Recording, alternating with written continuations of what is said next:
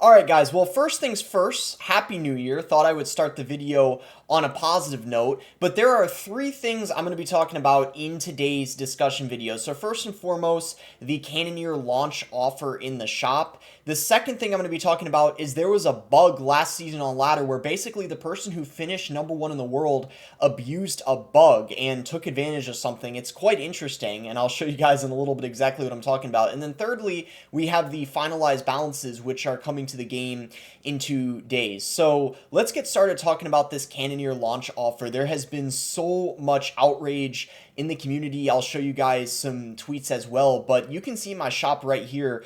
$50 just to use the Canon Ear. You do fully max it for $50 because you get 427 of them, which is the exact amount you need, and the 250,000 gold, but gold, as we know, is pretty pointless in today's economy in the game. And I like how they also put 7 times value on the offer as well, basically saying it's worth $350, which is ironic because the Princess Tower that we've had in the game for the longest time, you didn't have to upgrade and it costed $0, and they're basically just throwing on a random value that doesn't make any sense. I guarantee you they just came up with that just on the fly randomly. And just let me show you guys some tweets, but it's just insane that the game isn't even pay to win anymore. It's literally becoming pay to play. The only good thing in this situation is the Canon Ear is not that good compared to the Princess Tower, but what happens if they decide to emergency buff it because of this offer that's in the shop for 35 days? They know people are going to be buying it and not as many people will get it if it's weak, so they might emergency buff it. And then of course when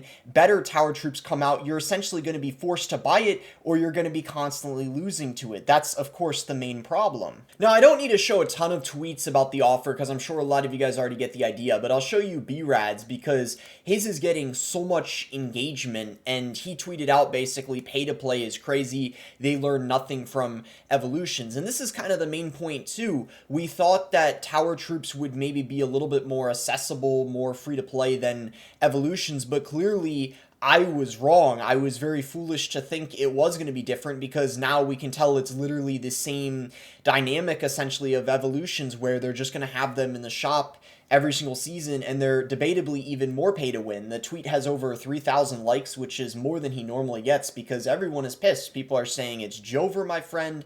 What they learned from evolutions is that people buy anything, and the best way to fight this, like fight against these offers, is to basically not buy them. I'm not going to buy this Canon Ear offer. One of the biggest reasons why is it sucks anyways, and I would advise a lot of you guys to not buy it, and this is why I fear they're going to emergency buff it so people do end up buying it, because obviously if people buy it, then that's why they make these offers in the first place. Well, that's probably enough talk regarding the offers. Now let's get into the guy who finished #1 by cheating. He basically abused a bug, which is the first time we have ever seen this in Clash Royale before, so I just find it very interesting, and I hope you guys do as well. Basically, this guy Akaza, however you pronounce his name, made a tweet saying, you know, what the fuck, how to start 2024, basically saying like an amazing way to start 2024 because he finished #1. So, you know, you'd obviously be very happy. But he was responded with a bunch of angry people, you know, basically saying, have some shame. And then he got mad by Morton saying that because he was like, GG for your top 2, because Morton's known for getting second and everything. So kind of throwing some, you know, hate back at Morton. And then Levy here said, this ain't fair, man. Pedro deserved that. Pedro's the guy who should have had the #1 finish and got robbed. And I'll show you after I show a couple more replies exactly what I'm talking about. And basically what went down and what bug he abused. So he's saying, what can I do if the game doesn't count its victory? And then Teabag, so there are some people who are congratulating him saying don't listen to anyone who's talking nonsense because it's the game's fault and it's the problem of the game, and, you know, they shouldn't be blamed for it. But the problem is he knew what he was doing, and that's why everyone's mad at him. He knew that bug was in the game, and he took advantage of it, essentially. Alright, now I'll explain the bug to you guys the best way I can, because I feel like it's a bug that isn't really common knowledge. Most people don't know about it, especially casuals, and it's basically how Pedro got screwed over. He tweeted out, bro, what the fuck is this bug? I would finish #1, and it's completely understandable he's very upset. So he posted a picture of him finishing second, even though he should have finished first. He got 3,584 medals. He got those medals added after he beat Akaza, But Akaza, what happened is when he lost, as you can see, he had enough of a lead, so that's why he still finished first, because the trophies didn't move. But basically what happens is your trophies don't update if you log off before the game is done. So basically, you know how when the game is done, there's an OK button, you have to click confirm, and then there's that trophy animation.